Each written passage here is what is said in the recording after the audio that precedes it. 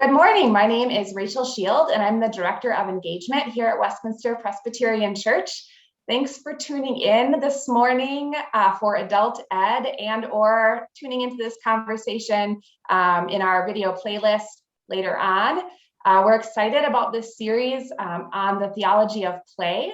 And last week, Ginny was with us, giving us kind of a great overview of some of the benefits of play, but also the ConFUNdrum, as she put it, of talking about the benefits of play or playing for a benefit, since play is supposed to be its own end. So she invited us at the end of that conversation to continue the conversation with questions and be able to kind of talk and go a little deeper. And so we have some folks here as well from Westminster who will be participating.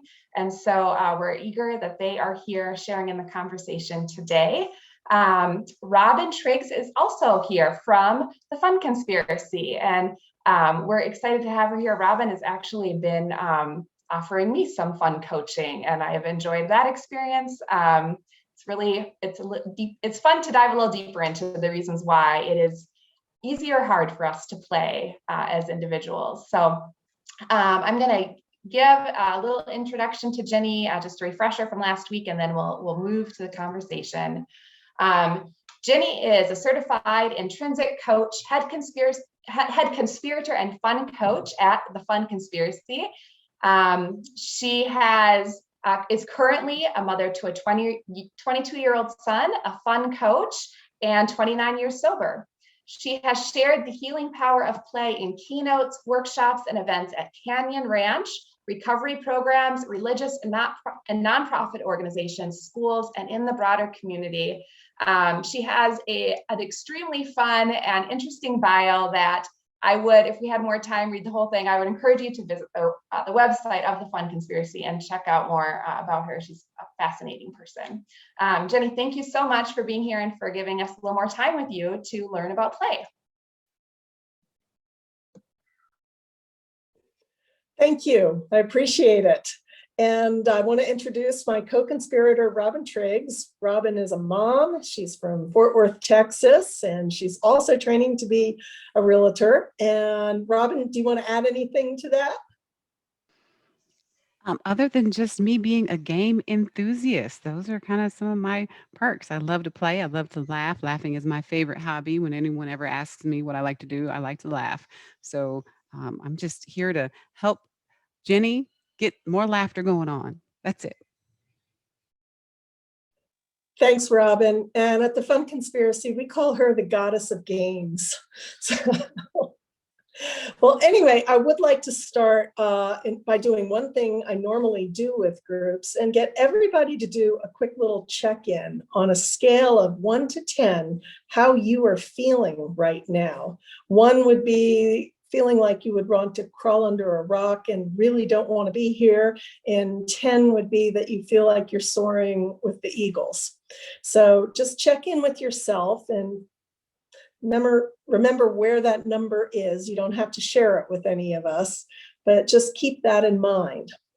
And then another thing I would like to do is give you a little happy meditation.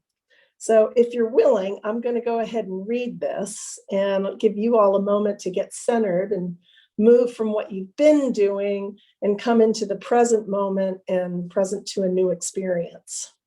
So if you're willing, please close your eyes and sit comfortably.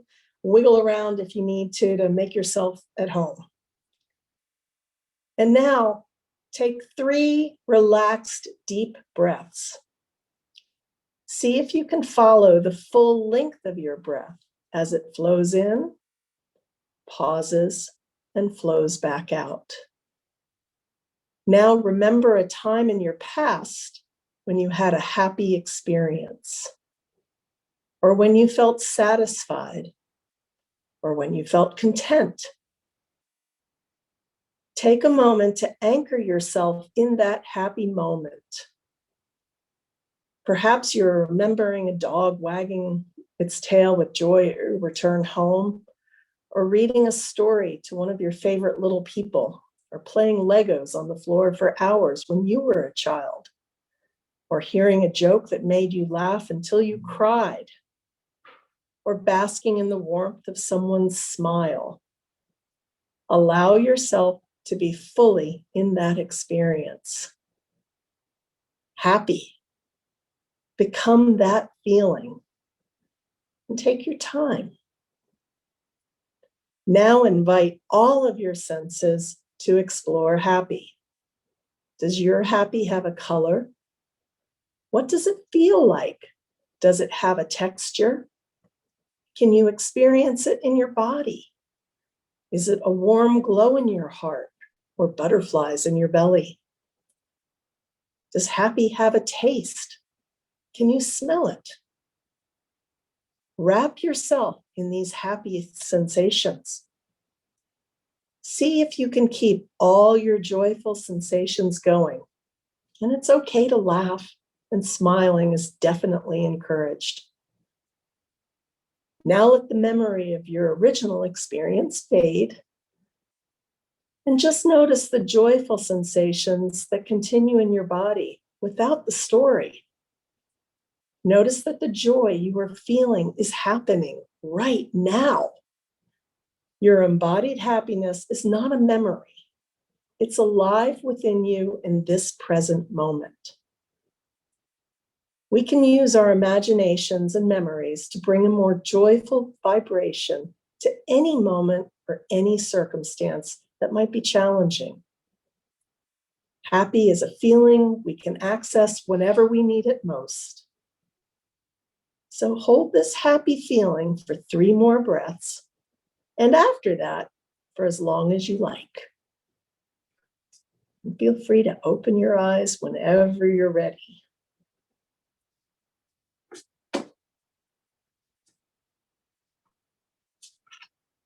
So you might want to check in with yourself and see if that number changed from on your scale. Hopefully it went to the 10 direction, not down. And I also tend to start off a group with a game. So I've got one to begin with today. And this one I usually do after I've established more rapport with my group. So I'm going to take a little guess that you guys are really fun people and you're willing to be here and you're willing to take a risk. Seem fair? Okay, short game. And I think it would probably help if you raised your hand, and I'll mute when you raise your hand, but we will take turns and I'll call on you. If that's okay. The name of this game is to identify the emotion, okay? I'm going to make a face, and you guys get to take a risk and say what emotion you think I am displaying, okay? And we'll take turns if you're willing, where you guys get to make a face and we have to identify it. Everybody sound clear? Just raise your hand if you got it. Okay. All right. And I'll begin with the first face. Okay. Let's see.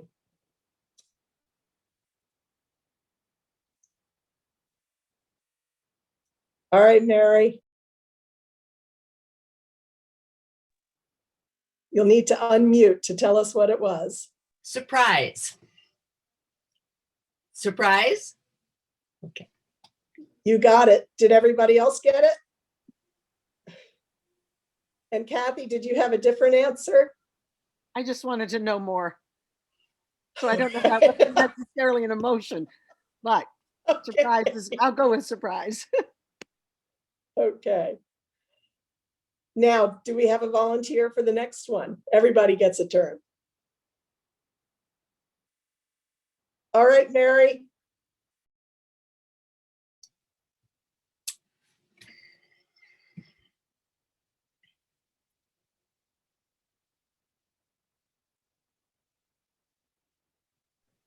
Okay, who wants to guess for Mary? Rachel?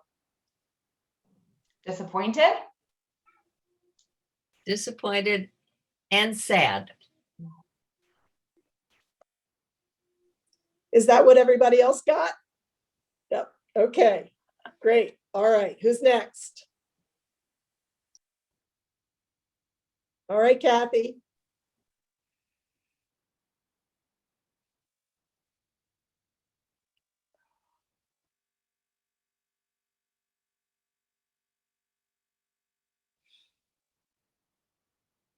Looks like Dwayne has an answer. Was that relief? It could have been. That's not what I had in mind. Okay. Maybe I wasn't expressive enough. Anybody else have an idea? Robin? Relaxed, meditative, like what we were just doing. That's interesting. All of those are true, but that's not where I was with that. Okay. Maybe I should make it again and get right up to the camera.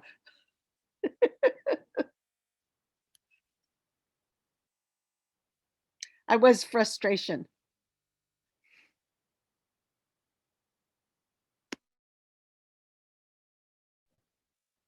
Who's next? All right, Dwayne. Okay, I'm gonna sound first so that my picture is centered for those of you who are doing the speaker view. Then I'm gonna mute myself.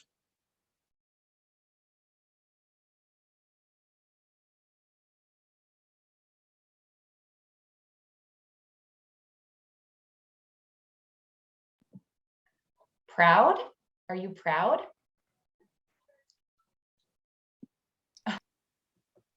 Unmute You're yourself. on mute, Dwayne. No, I wouldn't have thought that, but Peaceful? yeah, maybe. So I kind of got the sense that you were maybe on a date and kind of expressing that you like the other person. Bingo. I was going to say delight. He definitely looked You know, interested. there are always mixed feelings, aren't Great. Okay. Rachel?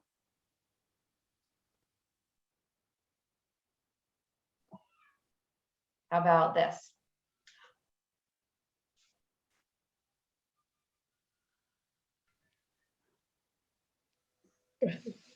Was that fear? Close. Excited? It was shock. I was Ah. going for shocked. Yeah. Shock. Mhm. And Robin, you ready?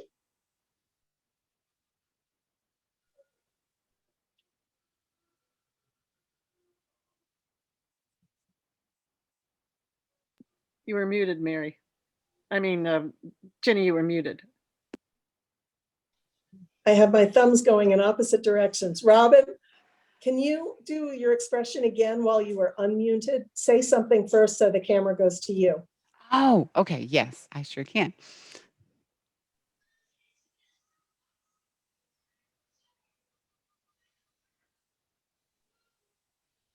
Mary? Puzzled? Close? Dwayne? Concern? No. I got to work on my acting face. I was trying to, what was that, Rachel? Perplexed? Focused. I was trying to be focused, like determined. Okay. Thank you all. Just a little warm up and to get comfortable with each other. So you guys were great. And thank you for taking a risk of being extremely emotive with a bunch of strangers. Love it. Another thing I usually do with folks is explore the idea of their play personalities. So I think I might have mentioned that in the presentation. It is something that Stuart Brown uses as a tool. And it helps people better identify what is play to them personally, because there are multiple definitions, as we know.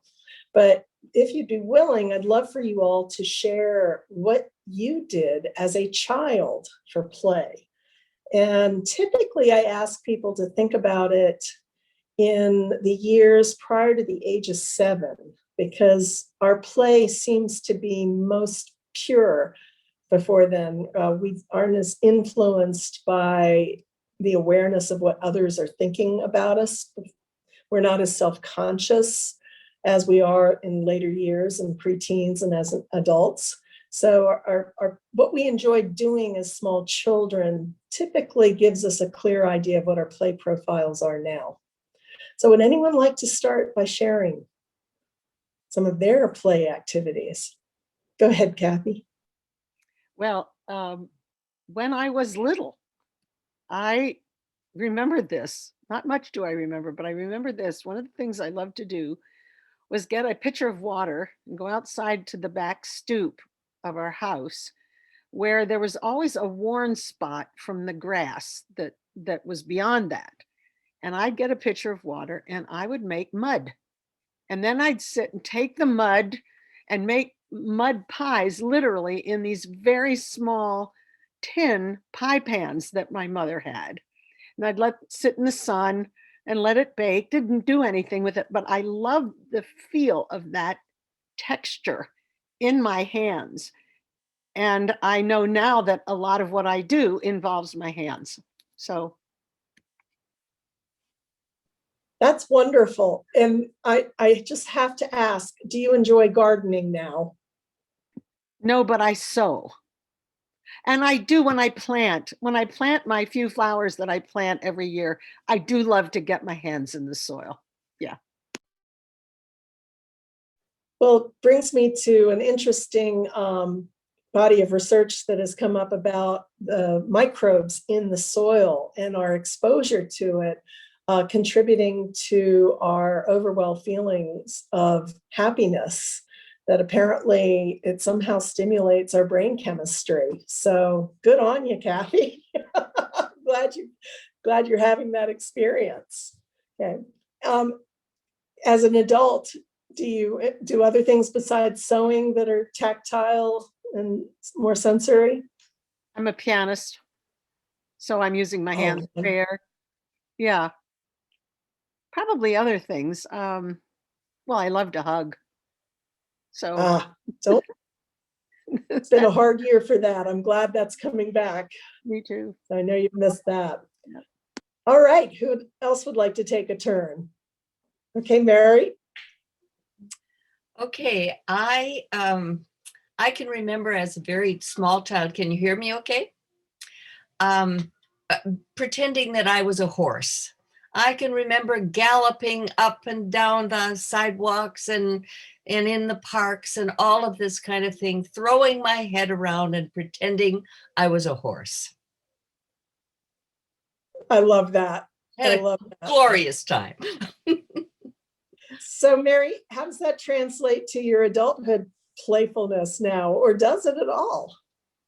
Well, I have a horse, and I've had horses ever since I got married, and I've ridden throughout my entire life. And I would say now I'm 83, and I have a gaited horse that is it's sort of like riding a rocking horse. They had lots of hip replacements, and I have arthritis and all these things, and yet when I'm on that horse, I have absolutely no pain. So it is absolutely playful and fun and totally enjoyable. It's beautiful that you have that in your life still. That's a wonderful story that someone has carried their childhood joyful activities well into adulthood. Congratulations. That's inspiring. All right. Dwayne, how about you?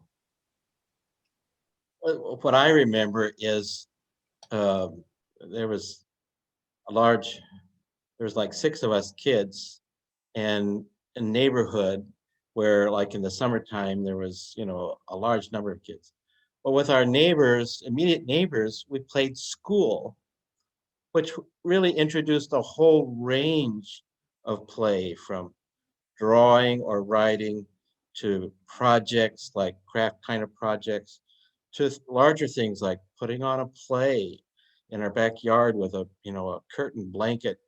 rope blanket curtain. And it was just the being pretend, but also sort of having something you were doing or making. And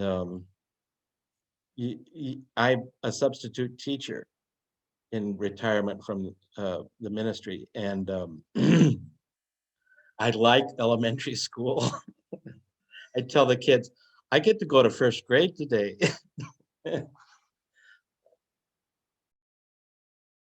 Thank you for sharing that. So it sounds like you carried some of your childhood play into your adult as well. So, and I guess as a minister, you also got to be a bit of a director as well. So some similar roles there. Wonderful. Thank you. How about you, Rachel? Well, I don't have a ton of memories from before 7, but two things I remember were I spent a lot of time outside, and specifically like with imaginative play around nature. So like imagining that the trees had lives of their own, or that there were fairies in the moss, or things like that. And I started writing poetry when I was right about 7. So that was an early and kind of ongoing play for me in my childhood. Beautiful. And you've shared you're still the outdoors woman, aren't you? I am. Yep. I still love spending time outdoors, and I write, but I actually am trying to reconnect with that writer, that more writing from a place of greater freedom and play. That's part of what I'd like to do in this stage of my life as well. Fantastic. Good deal. Okay, Robin. I remember physical stuff like races with the neighborhood kids and obstacle courses. And we would jump over the bushes and down the steps and then race to that car and, things of that nature. And jumping rope and swimming, a lot of we were outside all the time, so it was just a lot of outside stuff. And now I live in Texas and it's hot, so I don't play as much outside, but I do still love the physical stuff. I still love working out and going, going to the gym and doing a lot of physical stuff. We have a American Ninja Warrior training camp here, not too far from my house. And so I took the boys to that and realized how unfit I really am and how amazing those American Ninja Warriors are, because I was on like the second obstacle, I was done. Yeah. So.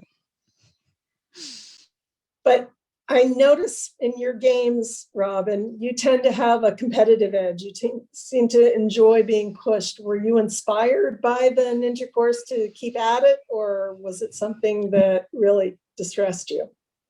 Distress might not be the word. Discouraged, maybe. I was just like, because as a massage therapist, like I really felt like my arms and hands were strong, but there's a lot of gripping in that stuff. And I don't think I stretched well enough, because like by the second obstacle, this was just frozen. I literally could not do anything else. And I said, I got to get in better shape before I go back and try this again. So I haven't been back yet, but it is on the agenda. I've got to redeem myself. I hear the yet and the redeem myself. So it takes me to that Csikszentmihalyi quote of wanting to further yourself and move forward. So love it. Love it. I love the playful spirit. So again, if everyone can take an opportunity to just check back in and see if you're feeling a little bit energized about thinking about play, about thinking about childhood play, especially going back to those moments of just unadulterated joy. It's a wonderful tool to know that we can shift our moods just by thinking about play, which to me is one of the reasons I love play the most, because if we can shift our moods, we can shift our behavior and we can shift our traits, which means anything can be shifted if, as an individual, we have that ability to change, that neuroplasticity.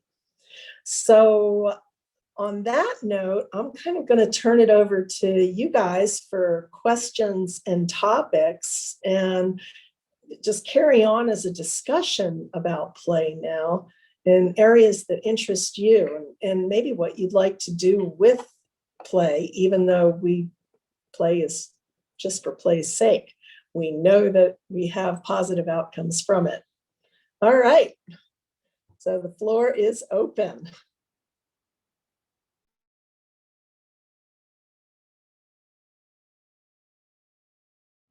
I guess I'd love to hear more about what you're seeing as some common barriers to play.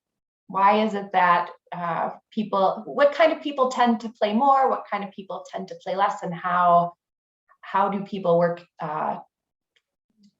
to be more playful? What's been most successful? Well, I think the biggest barrier to play that I see in the United States is the Protestant work ethic.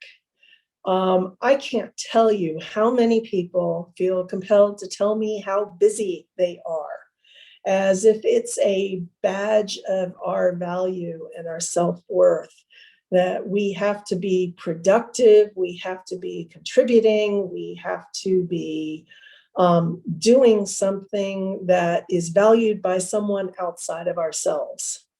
That seems to be the biggest variable, and it manifests in multiple ways. In the workplace, by staying long hours or doing overtime. I was shocked to read a report that American Airlines was actually asking its Dallas-Fort Worth employees to volunteer 6-hour shifts over the weekend. And I understand that there's a lot of pressure as an employee of like, what if I don't volunteer?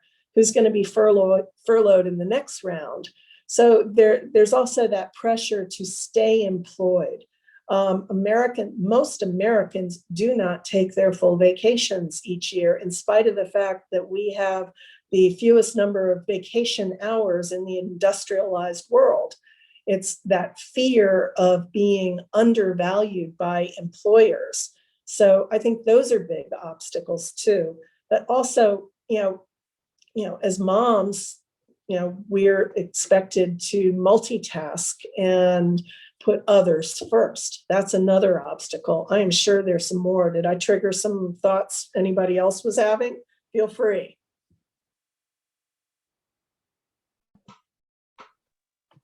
I certainly identify with the Protestant work ethic. It was very strongly modeled in my home and verbally encouraged. And those were the really primary messages. And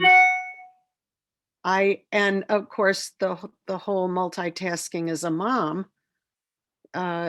we get pretty adept at that.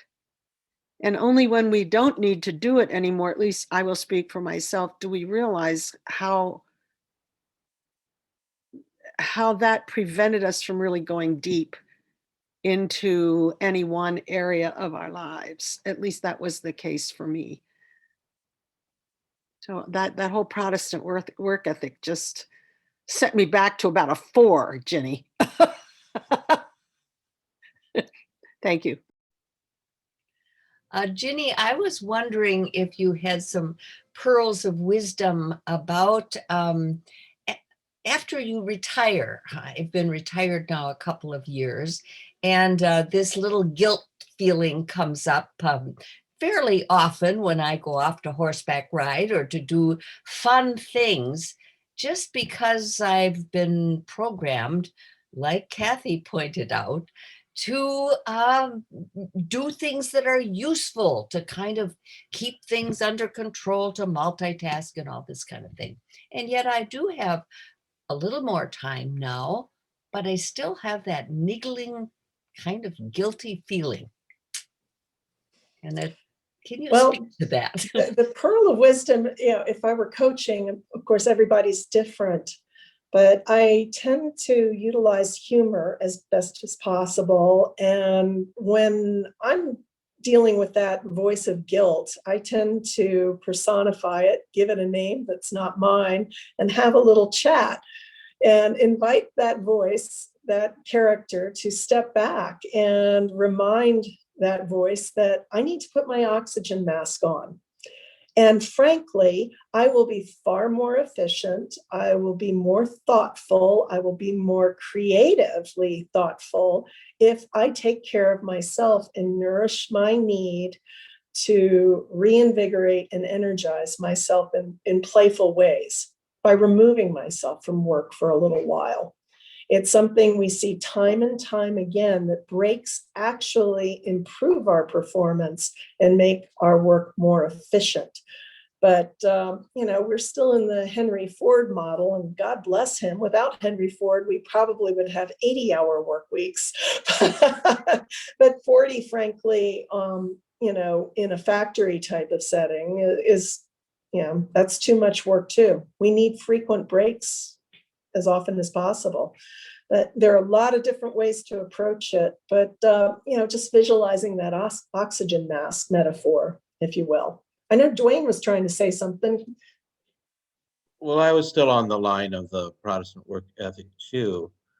You just sort of, by your questions today, you demonstrate, play is something you need to experience when you're small and young, and then bring that forward through your life. And I think with that same kind of ethic, sometimes it's like, well, this isn't playtime, this is serious time. And adults tend to be on the serious end of things. Children don't have the same capacity for seriousness as adults do. And I'm just wondering if that's kind of true. And as you've reflected on play, that if you don't play when you're a child, it makes it really hard to understand what play is when you need to take it seriously. That's an excellent observation. That Protestant work ethic, there's time for work, there's time for play. Well, who made that up? Why can't we bring play into the workplace?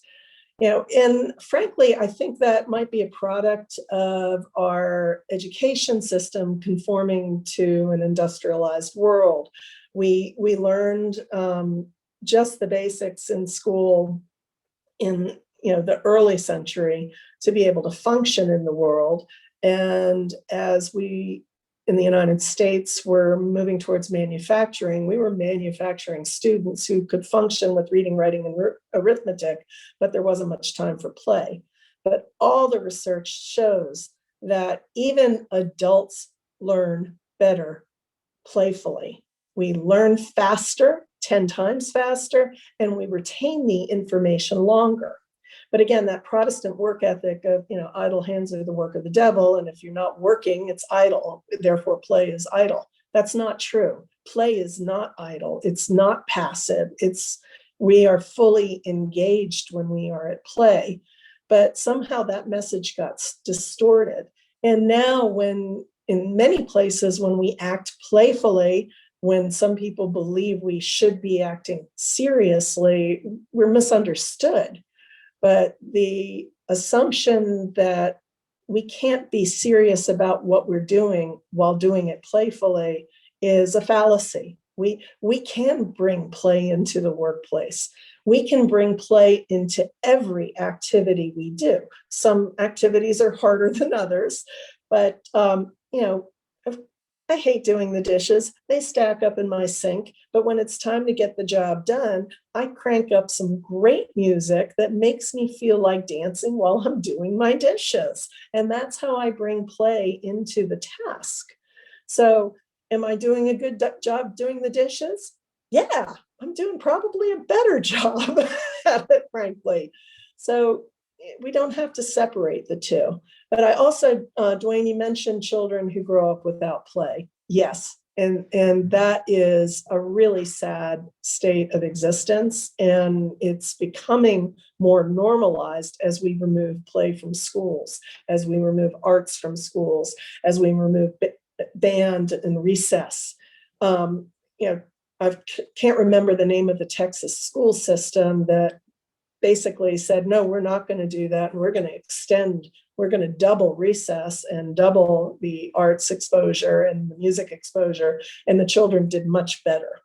So again, we as adults do as well. It's not just for kids, but we need to get those things back in the schools. Okay. Some other questions or other thoughts on the same topic?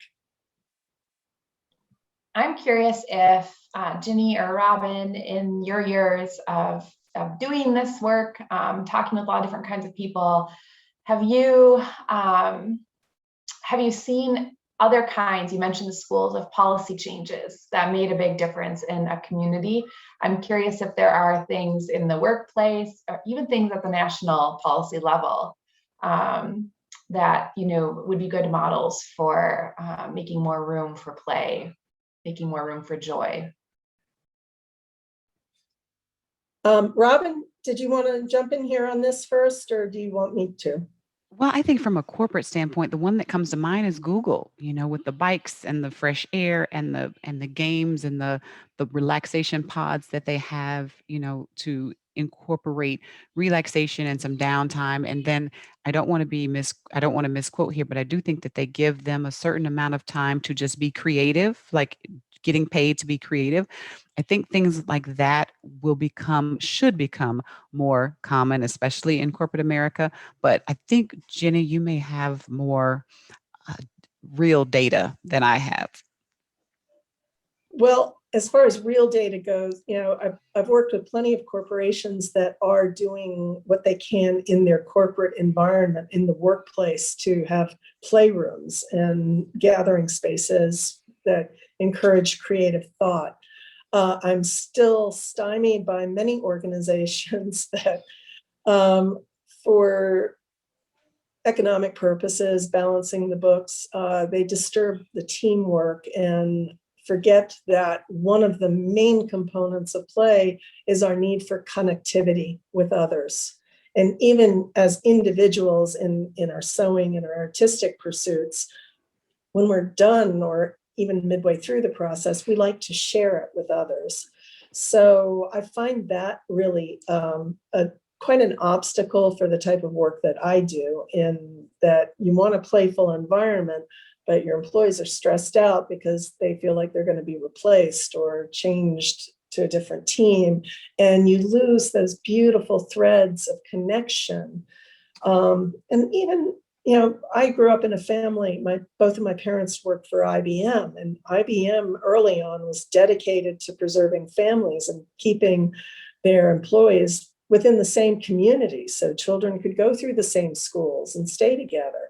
And we don't see that in corporate America anymore. We see people being uprooted and sent, cross country. So that's difficult. And again, in education in the state of North Carolina, the emphasis on testing removes the opportunities for having creative pursuits in the educational environment. So I think we are, diluting the opportunities for people to be in really enriched environments that nurture them as whole human beings. And it starts at schools on the way up. And again, the bottom line motives there seem to be profit. So I want to subvert that. I want to turn that upside down and throw it out the window, because it doesn't help anybody. And, our health is compromised by the stress that those situations cause. So, Robin. Rachel, when you asked that question, when you asked about models that maybe your church could model, was that where you were going with that? Things that maybe your church could model? Well, I think from both a philosophical and a practical perspective, just kind of what could we learn as a church, but also what could those in our community learn? A lot of people in our community are leaders in their own, in an organization or in a business. And so I wondered if there were some kind of helpful pieces of information that, they might apply, or models that they might apply. Well, there are two things that I have seen. One, I recently interviewed at a company, and every Tuesday this organization it wasn't happy hour, it was game night. I mean, every Tuesday after work, the entire company got together and did game night, and it was one of the moments that the entire company looked forward to. It was like that was the highlight of their week. And you think about the bonds that are created, especially if there's no alcohol and people aren't getting drunk and crazy, but they have this opportunity to bond, and they work so much better together as the week goes on when they're actually at work. And then another example I want to share is a church that I used to belong to had a sports and recreation ministry. So obviously it allowed the kids to come together and play, but it was also great for the the members of the church at all different age levels. There was a bowling league, there was a volleyball league, there was a basketball league, there was a chess club, there were book clubs, there were all different types of things that the ministry members could get together and do. And it just created an even better platform. So we got closer. And then when we went to serve together, there was already this great bond that now I'm not only just serving with my fellow church member, I'm serving with a friend. and then we get to talk about that. And then later when we're at the comedy show, we're watching, we're talking about how well we serve together, and then our friends are hearing it and they say, hey, I want to be a part of that. And it was a great opportunity. Thanks, Robin. Yeah, I do see it on a grassroots level. I don't think anything is going to be accomplished from the top down. I love what your church is doing. I was part of forming a school in Asheville, North Carolina called the Odyssey School. And one of the things we did was multi-age learning environments where the older kids were mentoring the younger kids, and everybody was playing together. And we had many social events that involved adults playing with children too.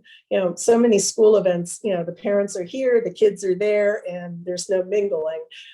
We tried to tear that apart, and it actually created some incredible bonds within the community. So, and to me, that's where the healing and the cohesiveness begins. So it's got to come from the roots up, I think. So, some other questions.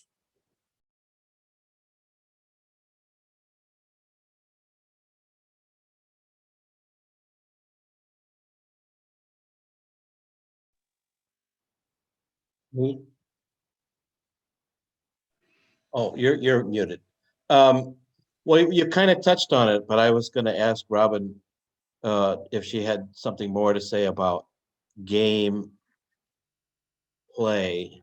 With a game, there's usually rules, or there's a board or a field, and I'm wondering what's important about that aspect of it, playing a game versus just talking as we have more freely and widely about the experience of play and the need for the effect that playing for playing sake has. Oh my gosh, I love that question because, oh, go ahead. Are you finished? You're muted. I'm sorry. I'm glad you love it because I thought it was a hard question. No, I love this question because the thing that I love about games is that you get to know people so much better.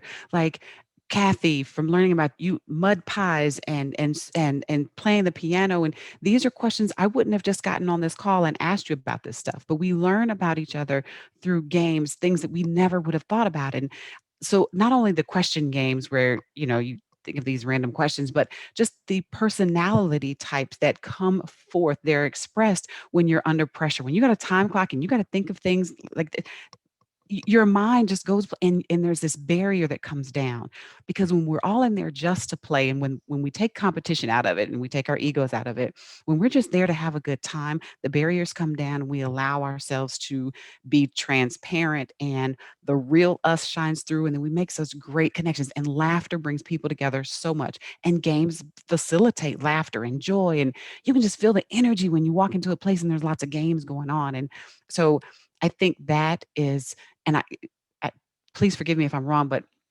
I think Jenny has this quote, and I probably will tear it up, but you just learn 10 times faster about a person through gameplay than you would in regular conversation, because regular conversation doesn't bring up a lot of the same things that games do. So that's why I loved your question. Thank you. I wish I could take credit for that, but that was Plato. So yeah, I included that quote in my presentation that they saw last week. And the gist of it is you learn more about a person in an hour of play than you do in a year of talking. So yes, and I believe that's so true. So I'd love to answer more questions if you've got them, or another topic that you'd like to examine.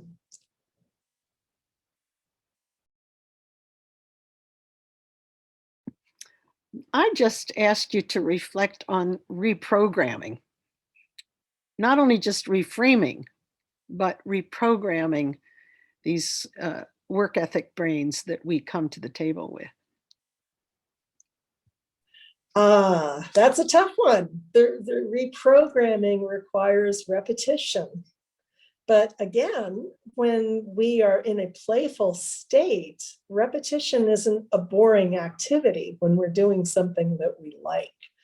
So, they say it takes how many repetitions of any behavior in order to change it, to become a habit? I can't remember. 3 weeks repetition. I don't know how many. Okay. 10,000 repetitions if you want to be really proficient at it. Yes. And I'm not sure if that 10,000 repetitions was in the context of play or not, because I think okay. And again, Kathy, it looks like you've got something to say. I'm sorry. No, I said I don't think it was necessarily in the context of play. It was in mastering a subject or mastering an instrument or mastering a sport or something like that. But maybe work and play. Yeah, because I recall that same statistic as you. And I also recall there is the American Journal of Play. It's published by the Strong Museum. That has close links to Stuart Brown. It's in upstate New York, but it's a wonderful digest of different research on play. And again, the study shows that we can accelerate that new programming through doing it playfully. So, but again, what is playful for you may be very different than what's playful for me. So if I were coaching you, I would try to get to the bottom of what your play profile is and help you come up with something that fits your learning modality, how you would enjoy doing it. So, okay.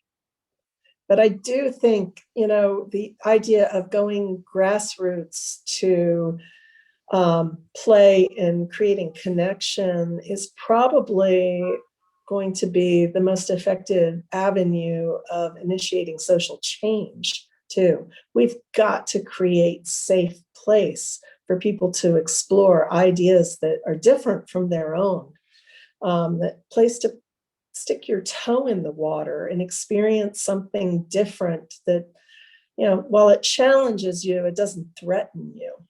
And to me, that going back to the playground with adults, I would love to see more of that. I would love to see us move away from the idea of protests to the idea of demonstrations, where we are demonstrating what we want rather than pushing against what we don't want, using positive energy to magnify and focus on elevating what feels good. And I just keep thinking, I'd love to see a demonstration of inclusivity of everybody in the street. Let's close down a street and come with our own music, and everybody dancing together, but to our own music, dancing at the same time. One of my favorite videos, I cannot think of the guy's name, but I know he's on my website. There was a guy who used to do dance walking in New York City. He would put on his headphones, and instead of walking from point A to B, he would dance. He was grooving and moving, and no one could hear what he was dancing to, but he was obviously totally joyful about what he was doing, and the effect he had on everybody else was to make them smile. So this is something we did with the Fun Conspiracy. We would do dance walks through Asheville, North Carolina. We were all dancing to different music. We all had our own headphones on, but we were going downtown. And the number of people, we had basically a line that just kept growing and growing and growing the length of a block, because people wanted to do it. And, that's the kind of joy that can bring people together. Everybody wants to experience joy, and play is a great way to do it. What a way to start bringing people together. So I'm going to stop talking there for a minute, give someone else a chance.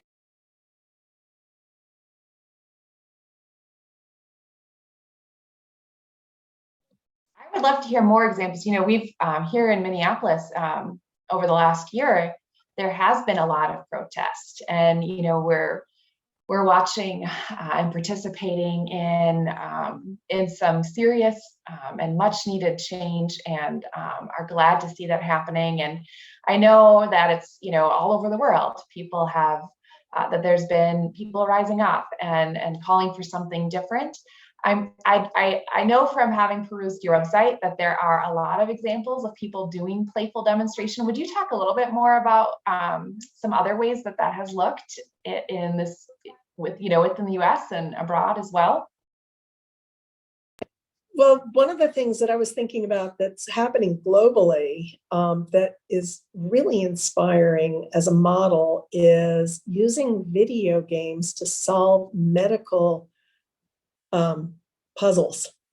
That people from all over the world are basically engaging in a game that was constructed through MIT that allowed, imagine a really sophisticated version of Operation. Do you remember that game when you were a kid, trying to pull things out of the body without touching the sides? Well, basically, it's a sophisticated version of Operation that can be played by a video game, but people from all over the world with different levels of expertise can engage in the problem solving. And, it's done in a fun format. It can do no harm because you're not exactly working on a live patient, but you're dealing with real issues and coming at it from multiple perspectives.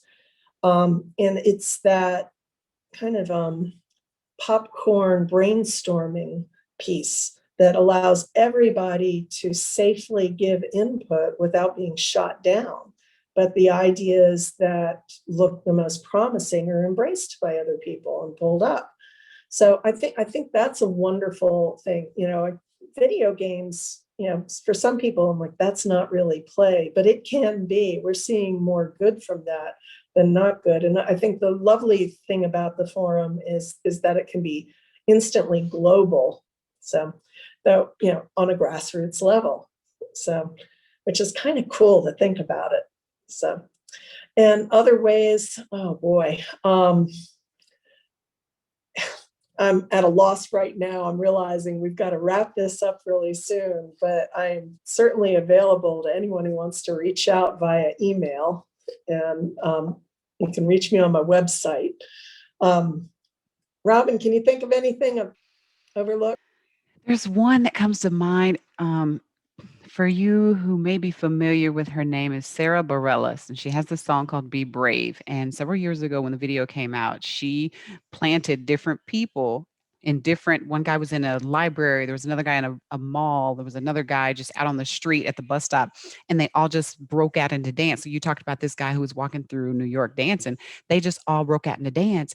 And it was great to see, hidden cameras everywhere. Other people would join them. An elderly woman joined. Some people were just looking at the guys like they were crazy, but other people really joined. And I'm wondering, what if you got a few of your brave souls like Kathy and Mary and Dwayne to go out, and maybe y'all are having, I don't know, maybe there's a luncheon or something, and you just have them break out into random dance and see how many people just actually do it. And especially your pastor, the pastor's wife, somebody like that, and just, I don't know if y'all have picnics or something like that, but just break out in random dance and see who does it, because dance makes it's the joy of the body. It's the body smiling, and even if they can't dance, even if they're horrible, they say they have 2 left feet and all they do is this.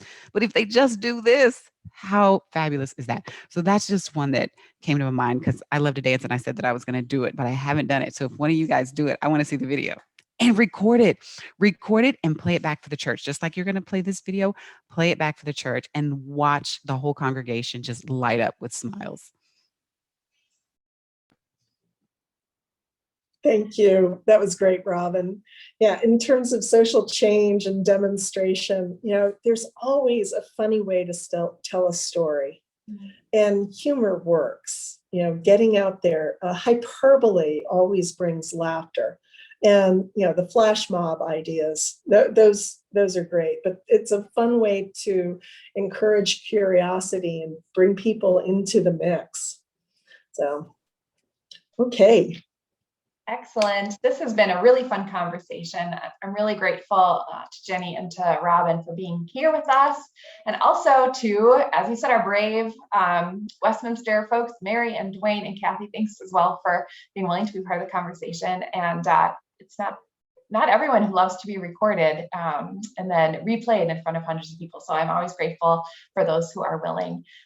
We are going to have 3 opportunities to play together as a community this summer. The first one is on June 26th. We have a Pride and Play celebration. It's an intergenerational celebration happening outside of the church. We're going to have drag story hour. We're going to have music. We're going to have bubbles and sidewalk chalking and photo opportunities. So we're inviting anyone who wants to come join us to please do. There's registration on our website. We'll have an event on July 14th. Mark your calendars after Bluegrass. We're going to do spokes and floats.